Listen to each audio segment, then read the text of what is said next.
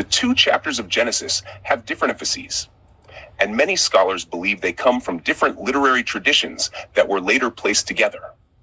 Whether they are actually contradictory depends on how the passages are interpreted. Here's what the text says.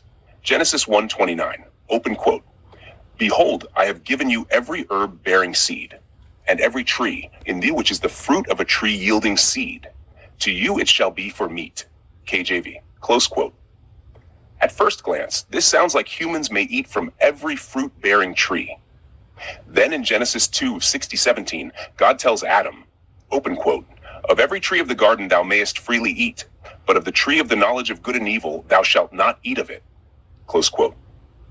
Notice that the tree of life is not forbidden here. Adam is only prohibited from eating from the tree of the knowledge of good and evil. Later, after Adam and Eve eat the forbidden fruit, God says in Genesis 3:22, open quote, "The man has become like one of us, lest he reach out his hand and take also of the tree of life, and eat and live forever." Close quote. At that point, God expels them from the garden and places cherubim to guard the tree of life. Genesis 3:22-24. This implies that access to the tree of life became forbidden only after the fall, not before. So the comparison is, Genesis 1:29, humans are given every seed-bearing plant and fruit tree for food. Genesis 2:6-17, one exception is introduced, the tree of the knowledge of good and evil. Genesis 3:22-24, after the fall, humans are also barred from the tree of life. Some readers see Genesis 1:29, every tree, and Genesis 2:16-17, except one tree, as creating tension. Others argue there is no contradiction because Genesis 1 is a broad summary of creation, while Genesis 2 provides a more detailed account and specifies the exception. This is one of the oldest and most difficult questions in theology, often called the problem of temptation, free will, and evil. One thing to distinguish is the difference between tempting and testing. Tempting usually means trying to get someone to do wrong. Testing usually means allowing someone to demonstrate their character or obedience. Many Jewish and Christian interpreters argue that God tested Adam and Eve by placing the tree in the garden, while the serpent tempted Eve to eat from it. In that interpretation, God did not entice them to sin. The serpent did. However, others, including some biblical scholars and philosophers, have asked a question very similar. If God is all-knowing and created the garden exactly as it was, knowing the outcome, why place the forbidden tree there at all? That question has been debated for thousands of years, and there is no single answer accepted by everyone. The prayer, "Lead us not into temptation," Matthew 6:13. Many readers have noticed the tension between that prayer and stories in which God appears to test people. Here are some examples often discussed. Genesis 22, God tests Abraham by commanding him to sacrifice Isaac. The book of Job, God allows Satan to test Job by taking away his family, wealth, and health. Exodus, God repeatedly hardens Pharaoh's heart, raising questions about Pharaoh's freedom to choose. Deuteronomy 8:2, God says he led Israel in the wilderness to test you, to know what was in your heart. Judges 2:22 and 3:1-4, God leaves certain nations in the land to test Israel's obedience. The New Testament also says something that many people compare with these stories. James 1:13 states, open quote, "Let no one say when he is tempted, I am being tempted by God, for God cannot be tempted by evil, and he himself tempts no one." Close quote. This creates an interesting tension with passages where God is said to test people. Some theologians resolve this by saying that God tests but does not tempt, while others argue that, in practice, the distinction can be difficult because the test includes the possibility of failure. Open quote, "If God knew Adam and Eve would fail, why create the situation in the first place?" Close quote. Different answers have been proposed. Some say genuine free will requires the possibility of disobedience. Some say the story teaches a theological lesson rather than recording literal history. Some believe the account reflects ancient Israel's attempt to explain why humans experience suffering and death. Others argue that the situation appears unfair because an all-knowing God would have known exactly what would happen before creating the circumstances. That last perspective has been raised not only by modern readers, but also by philosophers and theologians throughout history. It remains one of the central questions in discussions about God's justice, human freedom, and the origin of evil. The argument goes something like this. 1. God created the serpent. 2. God placed, or at least allowed, the serpent to be in the garden. 3. God knew beforehand that the serpent would tempt Eve. 4. God knew Eve would eat the fruit. God then punished Adam, Eve, and future humanity. From that perspective, it can seem that God bears at least some responsibility for creating the circumstances that led to the outcome. Different traditions respond to this in different ways. Classical Jewish and Christian theology generally says that God permitted the test because genuine freedom requires the possibility of choosing obedience or disobedience. In this view, the serpent was the tempter, but Adam and Eve were still morally responsible for their own choice. Some philosophers and critics argue, if God is all-knowing and all-powerful, then creating the serpent and the circumstances while foreknowing the outcome raises difficult questions about fairness and responsibility. Some biblical scholars focus less on the historical details and more on the story's purpose. They suggest the narrative is meant to explain why humans experience mortality, moral awareness, and separation from God, rather than to answer every philosophical question about divine responsibility. One interesting point is that the text itself never explicitly explains why God allowed the serpent into the garden. It simply introduces the serpent in Genesis 3 verse 1 as more crafty than any other wild animal that the Lord God had made. The narrative does not pause to justify God's decision to allow the encounter. Open quote, if God knew the outcome before creating the serpent in the garden, could Adam and Eve have done otherwise? And is it just to punish them? Close quote. There is no single answer that everyone accepts. Believers have offered various explanations based on free will, soul-making, or trust in God's purposes, while skeptics often see the story as raising unresolved questions about divine justice. It's one of the central issues in the philosophy of religion and has been debated for thousands of years. A philosophical objection that many thinkers have wrestled with. Why create a test at all if there was no prior inclination to do wrong? If the forbidden tree and the serpent had not been present, Adam and Eve would not have faced that particular temptation. If they had not faced that temptation, they might not have disobeyed. Therefore, God created the conditions under which the fall became possible. That is a coherent philosophical argument, and versions of it have been made by critics of traditional theology for centuries. The traditional response is that love and obedience have meaning only if they are freely chosen. In that view, without the possibility of saying no, there is no genuine freedom to say yes. So the tree represents a real choice. Why was such a choice necessary in the first place? If humans were created very good, Genesis 1:31, why introduce a test that would bring suffering, death, and pain into the world? That question is not directly answered in Genesis. The text tells the story, but does not explain why God chose that particular arrangement. God seems to test people repeatedly. The Bible does contain many stories in which God tests individuals or nations. Abraham is tested by the command to sacrifice Isaac. Israel is tested in the wilderness.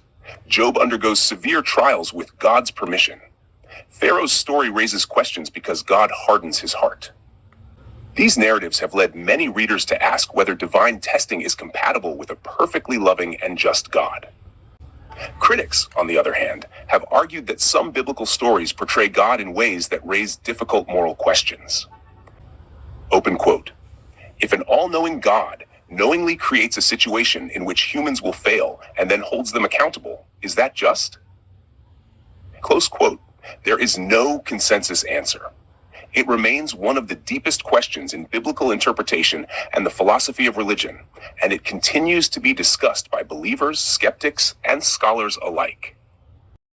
In Exodus, there are verses that say Pharaoh hardened his own heart, and there are also verses that say God hardened Pharaoh's heart. For example, Exodus 8:15, Pharaoh hardens his own heart. Exodus 8:32, Pharaoh hardens his own heart again. Exodus 9:12, God hardens Pharaoh's heart. Exodus 10:1, God says he has hardened Pharaoh's heart. Exodus 14 verse 8, God hardens Pharaoh's heart before pursuing Israel. How responsible was Pharaoh for his actions?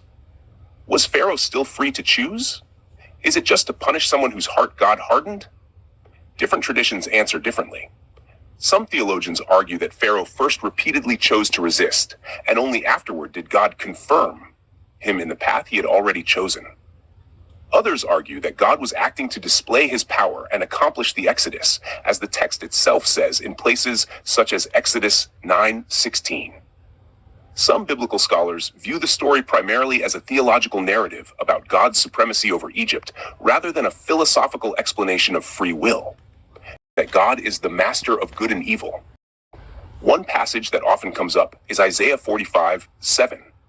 In the King James Version it says, open quote, "I form the light and create darkness. I make peace and create evil." Close quote. Many modern translations render the last word as calamity, disaster, or woe, rather than moral evil, because the underlying Hebrew word ra can have more than one meaning depending on the context. That translation difference is itself part of ongoing scholarly discussion. These passages make you wonder whether the biblical portrayal of God includes both loving and destructive aspects, is a question that many readers have asked. The Bible itself contains portrayals of God showing compassion, forgiveness, and mercy, but it also contains stories of judgment, warfare, plagues, and severe punishment. How those portrayals fit together has been the subject of theological debate for thousands of years. So the question is not outside the mainstream of biblical scholarship or philosophy. It is a genuine interpretive question. Open quote. How can an all-loving, all-knowing God be understood alongside passages where he appears to harden hearts, send judgments, or create circumstances that lead to suffering? Close quote. Different religious traditions answer that question differently, and there is no single interpretation that all scholars or all believers accept. The biblical text contains these tensions, and readers have wrestled with them throughout history. What you're describing is one of the deepest questions in religion and philosophy. How can belief in a good, all-powerful God be reconciled with immense human suffering? This is often called the problem of evil. Slavery, the Holocaust, and other atrocities are exactly the kinds of events that have caused believers and non-believers alike to struggle with faith. For example, the transatlantic slave trade lasted for centuries and involved kidnapping, torture, family separation, and the deaths of millions. The Holocaust resulted in the murder of approximately 6 million Jews, along with millions of other victims, including Romani people, disabled people, political prisoners, and others. The Herero and Nama genocide, 1904 to 1908, involved the killing of tens of thousands of Herero and Nama people by German colonial forces in what is now Namibia. Many historians regard it as the first genocide of the 20th century. When people look at events like these, they often ask questions such as, where was God? Why didn't God intervene? If God intervened in the Bible by parting seas, sending plagues, or stopping armies, why not intervene to stop these atrocities? If God values free will, why allow suffering on such an enormous scale? There are different responses within religious thought. Some appeal to human free will. Some say God's purposes are beyond human understanding. Some believe justice will ultimately be accomplished after death. And others conclude that these events challenge or even undermine traditional beliefs about God. Survivors of the Holocaust, enslaved people and their descendants, philosophers, rabbis, priests, pastors, and scholars have all wrestled with these questions.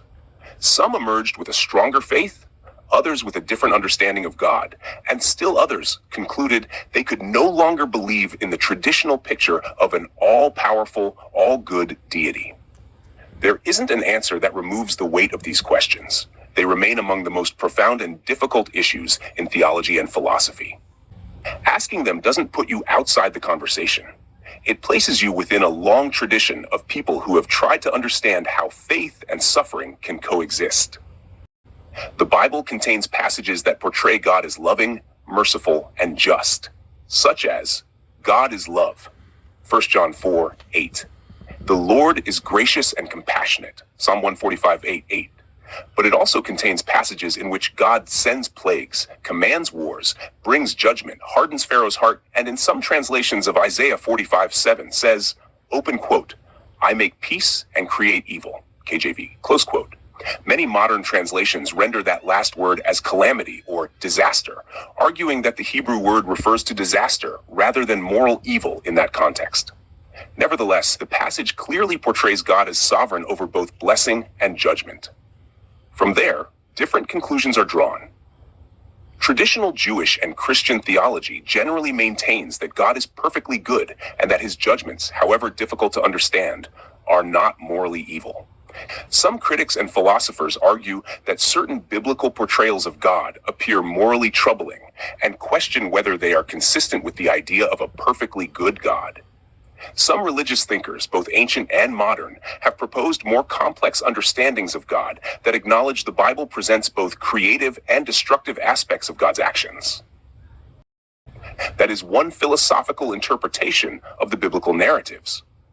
It is not the consensus view of Judaism or Christianity, but it is a viewpoint that has been explored by some philosophers and readers who wrestle with the same passages: Garden of Eden, the hardening of Pharaoh's heart, divine judgments, and the reality of atrocities such as slavery and genocide, with the claim that God is perfectly loving and just. That is one of the oldest and most difficult questions in the philosophy of religion, and it has no universally accepted answer. Thanks for watching Politics Global One. If you found this discussion informative, don't let it end here. Give this video a thumbs up, subscribe to the channel, and turn on notifications so you never miss our latest videos on world politics, history, and current events. Your support helps us continue bringing thoughtful analysis and important conversations from around the globe. Until next time, stay informed, stay curious, and remember, understanding the world is the first step toward changing it, where global issues meet informed perspectives. See you in the next video.